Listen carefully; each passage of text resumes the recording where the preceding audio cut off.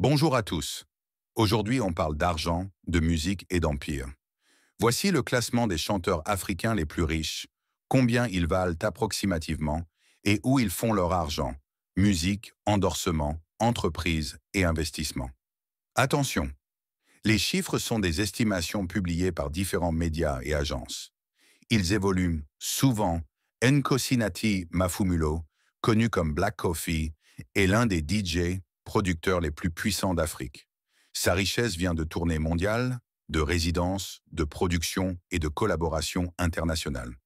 Plusieurs estimations placeront sa fortune autour de 50 à 60 millions de dollars, résultat d'années de tournées, d'un label propre et de collaboration avec des stars internationales. Black Coffee représente comment la scène électronique sud-africaine se monétise au niveau mondial.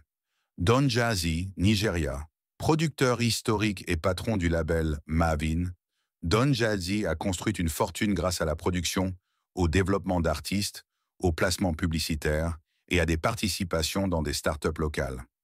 Les estimations le situent dans la fourchette dizaines de millions de dollars. Il est surtout un entrepreneur culturel qui monétise le catalogue et les deals de marque, source d'agrégation des palmarès. Burna Boy, Nigeria. Gagnant de Grammy, Burna Boy a transformé sa notoriété internationale en revenus conséquents. Tournée mondiale, vente d'albums, streaming, merchandising et contrats.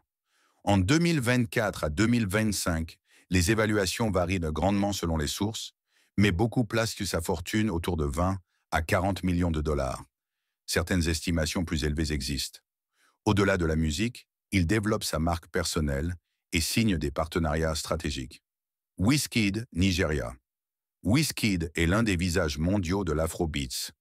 Entre streaming massif, tournées et contrats d'ambassadeurs, mode, boissons, etc., les estimations récentes le situent souvent autour de 40 à 50 millions de dollars, selon plusieurs bilans publiés en 2025. Sa force, catalogues à long terme et collaborations internationales qui maximisent les royalties et les revenus live. Davido, Nigeria.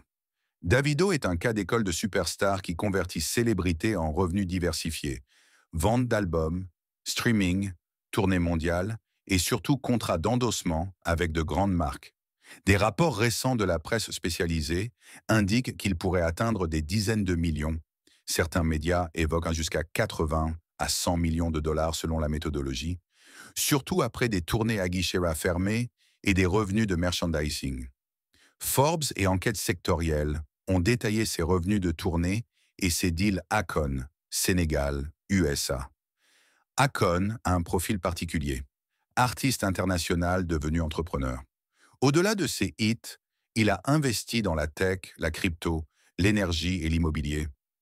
Il a même lancé des projets d'électrification en Afrique.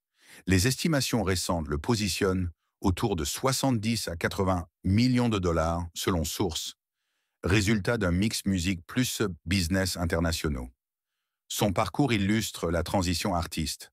Investisseur Youssou N'Dour, Sénégal, icône culturelle africaine, Youssou N'Dour est souvent cité comme l'un des artistes africains les plus riches.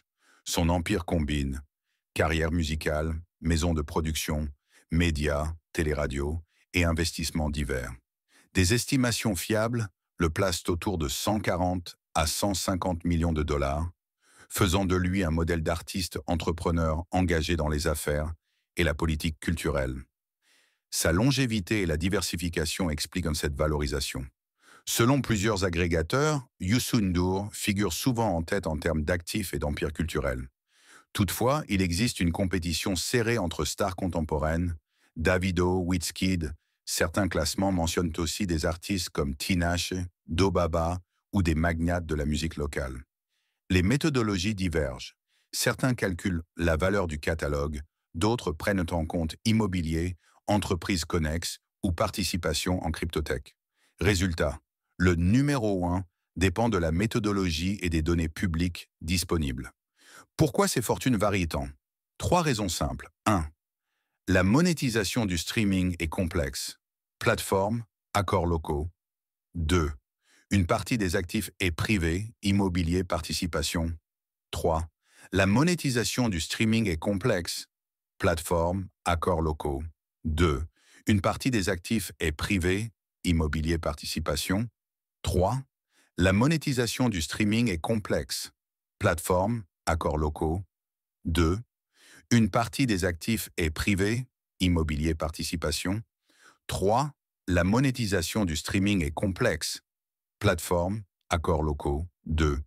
Une partie des actifs est privée, immobilier, participation. 3. La monétisation du